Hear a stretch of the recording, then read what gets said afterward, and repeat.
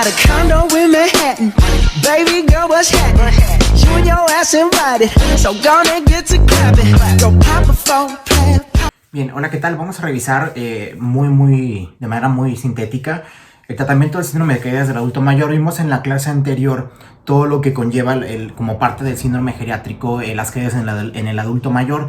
Vimos algunas técnicas, por ejemplo, en este caso del paciente, para que cuando el paciente se caiga, pues solamente tenga alguna manera o algún mecanismo de poderse sostener en lo que puede, digamos, obtener ayuda, ¿ok?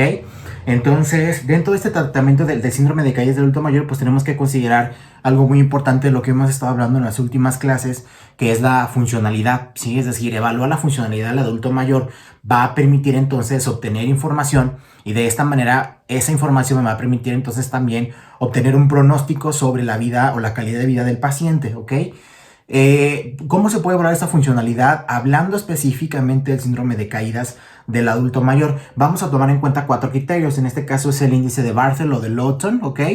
El cual me va a evaluar movilidad, ¿sí? Después tenemos el test de Folstein, que me va a permitir evaluar salud mental, ¿sí? En este caso sobre el propio paciente. Después tenemos el test de Jesabage o Jesabage, ¿ok? Que me permite identificar sobre todo algún signo clínico de depresión, ¿ok?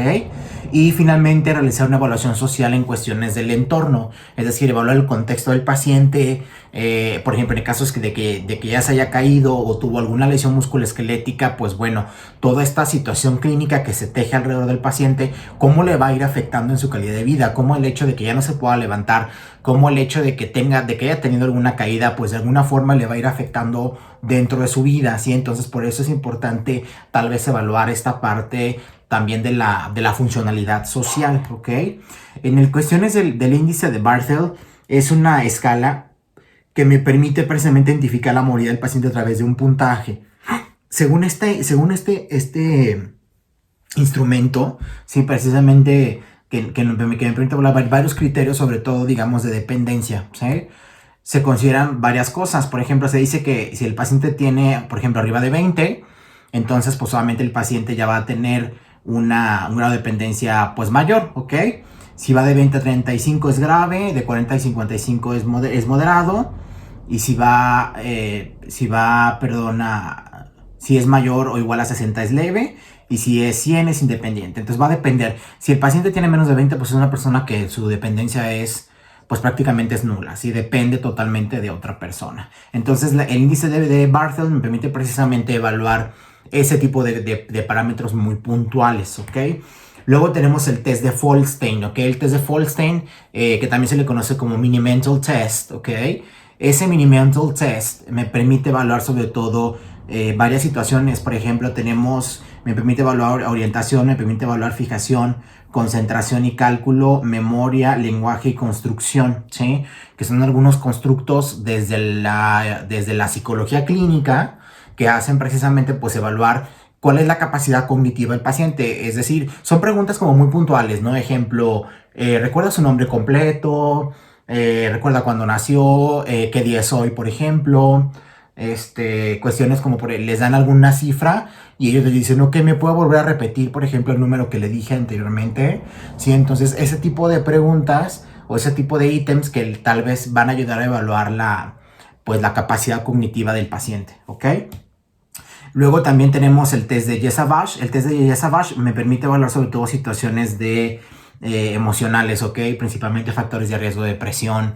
Y aquí podemos encontrar varios, ¿no? Algunas preguntas como por ejemplo dice, ¿estás satisfecho con tu vida? ¿Ha abandonado muchas de sus tareas habituales y aficiones? ¿Siente que su vida está vacía, por ejemplo? ¿Se siente con frecuencia aburrido? ¿Se encuentra de buen humor la mayor parte del tiempo? ¿Teme que algo malo le pueda ocurrir? ¿Se siente feliz la mayor parte del tiempo? Entonces ese tipo de preguntas que tienen que ver inclusive con la parte existencialista, ¿no? Es decir, cómo el paciente, lo que hemos hablado también cuando vimos psicología del adulto mayor, ¿no? Cómo va construyendo su identidad o la configuración identitaria del paciente a través de su adultez mayor, ¿no? Que sabemos que obviamente no es igual. Como esta a veces la autoevaluación que parte de un comparativo, ¿no? Entre lo que hemos hablado anteriormente, por ejemplo, con cuestiones de la autorrealización.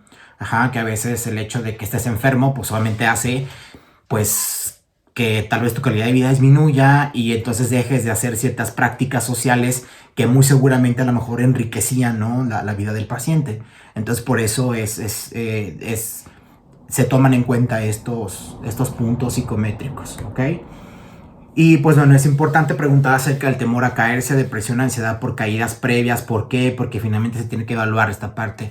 Es decir, pues una vez que el adulto mayor se cae, pues empieza con miedos, ¿no? Empieza con miedos de salir a la calle, empieza con miedo inclusive hasta de estar en su propia casa, no quiere salir inclusive a lo mejor del cuarto.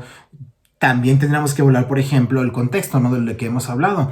Es decir, qué factores externos incluyen o qué factores exógenos están dentro del contexto del paciente, ¿sí? Pues solamente si las condiciones de la casa del paciente no permiten que se mueva de manera libre y segura, sobre todo, pues solamente eso va a hacer que al paciente le genere un miedo, y ese miedo pues solamente va a mermar la funcionalidad social y por lo tanto la salud mental del paciente, ¿sí? Entonces por eso es importante evaluar toda esta, o integrar, digamos, toda esta situación, ¿ok? Entonces, estos son los 4 criterios que se toman en cuenta para evaluar la funcionalidad de un adulto mayor, y pues bueno, que tenemos que integrar también a lo que vimos en la clase anterior, que fue la parte de caídas del adulto mayor, ¿ok? Bueno, muchas gracias.